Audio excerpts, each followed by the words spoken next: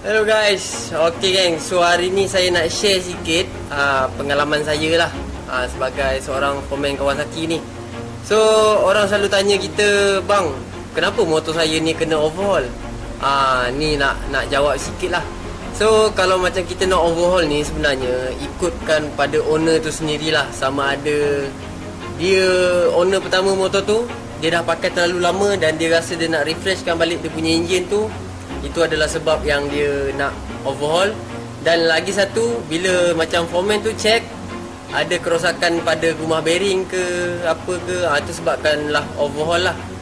Dan lagi yang ketiga pula, kalau selalunya orang overhaul ni, dia nak tukar gearbox saja. Cakap, bang, saya ada beli gearbox KRZ, konon lah saya ada beli gearbox KRZ, so abang boleh overhaul kan? Itu adalah sebab yang ketiga, sebab apa orang overhaul. Tapi antara 1, 2, 3 tadi tu, yang kedua tu, rumah bearing tu yang paling ketara kan. Disebabkan benda yang simple, kalau kita sambil lewa, benda tu akan merebak ke tempat lain lah. Contoh dekat sini saya nak tunjukkan macam sini. Rumah bearing ni. Macam mana kita nak tahu rumah bearing tu elok ke tak elok? Dekat crank kita, kiri kanan ada bearing. So dekat bearing tu ada rumah yang pegang ni. Dekat casing ni, chassis ke casing? Casing lah, casing engine ni ada rumah bearing dan bearing. So yang rumah bearing tu, dia yang pegangkan bearing. Kalau dia longgar, macam mana kita nak tahu dia longgar? Dia ada dua sebab longgar. Sama ada rumah bearing longgar ataupun crank tu dah makan. So hari ni kita nak tunjukkan dulu macam mana rumah bearing tu makan. So senang yang kita nak check adalah macam ni lah. First kali kita buka dia punya casing engine yang belah kiri ni, casing engine magnet ni, kita dah buka dia. So ni adalah magnet. Magnet ni akan magnet ni yang batang ni adalah batang crank tau. Batang crank yang memegang magnet ni. So macam mana kita nak tahu dia sepatutnya kita kena overhaul? Jom kita tengok cara dia. Pasti video ni kita boleh dengar ke tak bunyi tu yang boleh kita tahukan rumah bearing ni longgar. So jom kita try. First kali korang kena pegang magnet ni, lepas tu korang tolak depan belakang. Saya tak pasti korang boleh dengar ke tak. Macam saya boleh dengar lah sebab saya pegang dan saya mendengar kat sini. Tu tandanya kalau korang dengar bunyi tu adalah bunyi yang crank tu yang bergerak. Crank dekat dalam enjin tu yang bergerak kiri kanan. Sebab apa? Sebab rumah bearing dah longgar ataupun batang crank tu dah makan. So jom kita tunjukkan apa benda tu rumah bearing.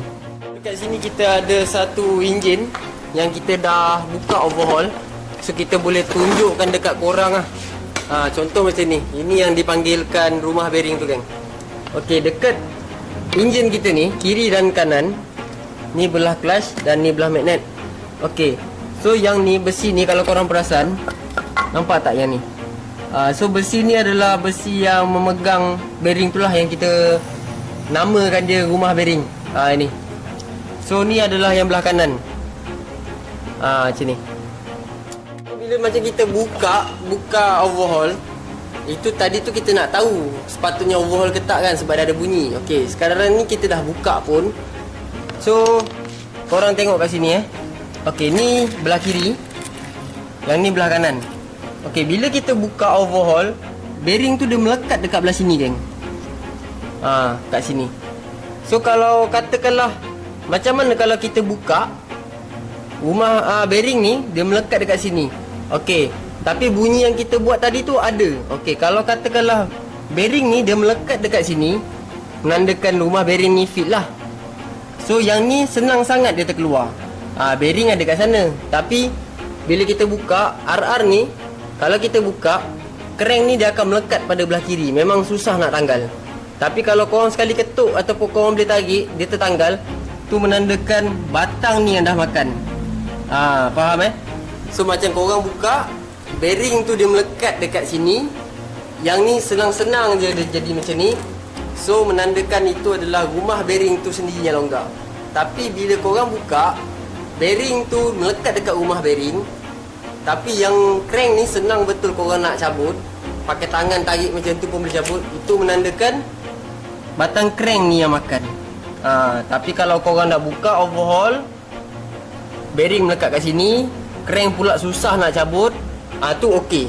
itu okey. Tapi kalau korang pegang goyang-goyang tu tak ada bunyi tu okey lah, boleh pakai lagi lah orang cakap. Tapi kalau korang goyang-goyang tu berbunyi, tu sepatutnya ada modal korang overhaul lah. Kalau yang belah kanan ni gumah bearing dia jarang sikit makan. Selalunya yang terjadi belah kiri ni lah. Memang kebanyakan dekat RR ni belah kiri ni memang cepat lah. Orang cakap tak adalah cepat sangat. Makan tahun jugalah. Tengok cara penggunaan bawa motor tu macam mana. Satu lagi saya nak cerita, lupa saya nak cerita tadi. Orang akan overhaul motor ni disebabkan kadang-kadang motor dia okey je. Cuma kadang-kadang bunyi enjin tu ada ketak-ketak sikit kan. Orang boleh cakap bunyi road. Road adalah satu punca orang akan overhaul lah. So benda tu adalah benda yang penting. Kalau korang rasa motor korang tu boleh jalan lagi, jalan dululah. Tapi kalau dah macam ni, power dia memang kurang lah orang cakap. Ada kebocoran tuti dekat dia punya crank. Dia punya cara masuk dia tu terlalu bagi orang cakap. So ni adalah punca dia yang sepatutnya korang kena overhaul lah. So dekat sini saya nak selitkan sikit pasal crank. Kalau crank, kalau tadi kita cakap rumah bearing tu dah makan, rumah bearing tu kita boleh hantar mesin shop dan kita tambah besi baru lah. Kita boleh masuk ring baru untuk orang cakap fitkan balik rumah bearing tu. Tapi di bahagian crank, contohlah kat sini saya nak cerita, kalau crank tu dah makan, korang tarik guna tangan tadi, crank tu dah makan, korang nampak rasa berlain dekat batang dia punya ni ada kan. So korang rasa dah berlain, saya nasihatkan korang jangan welding dan korang lay balik. Kalau korang welding dan korang lay balik semata-mata untuk korang nak fitkan crank tu, risiko dia tinggi lah. Risiko apa yang saya masukkan adalah crank tu akan putus lah senang cakap. Kita kalau nak cerita bab putus ni, dia tak ni tau, dia tak macam hari ni welding besok putus. Dia makan masa. Tengok pada luck orang tu lah. Kadang-kadang hari ni welding, kejap lagi putus. Hari ni welding, bulan depan putus. Sebab material pada batang crank tu dengan welding yang kita tambah tu, dia akan jadi satu proses harden tau. So besi tu akan jadi lebih kukuh dan lebih rapuh lah orang cakap. Memang rumah bearing tu dekat crank tu, bearing tu masuk cantik je fit. Tapi risiko dia besi tu akan jadi lebih kuat dan kukuh. Kuat dan rapuh. So bila kita pusing dengan putaran magnet, dekat magnet ni dia macam ada lock tau sebenarnya. So dekat situ dia akan menyebabkan batang tu patah lah. So jaga-jaga. Kalau korang punya crank batang tu dah makan, seloknya ada modal korang tukar barulah. Ataupun korang boleh beli belah kiri saja dan korang pump baru, masukkan balik, jadikan dia seketul. Kalau korang ada modal lebih, korang beli crank seketul, sekali dengan road pun boleh. Tapi kalau dah tak ada modal tu, orang cakap bukan tak ada modal lah, tipu lah kalau main motor tak ada modal kan. So korang boleh belilah yang aftermarket punya ke, boleh pakai. So macam itulah kalau orang tanya kita, bang kenapa motor saya nak overhaul.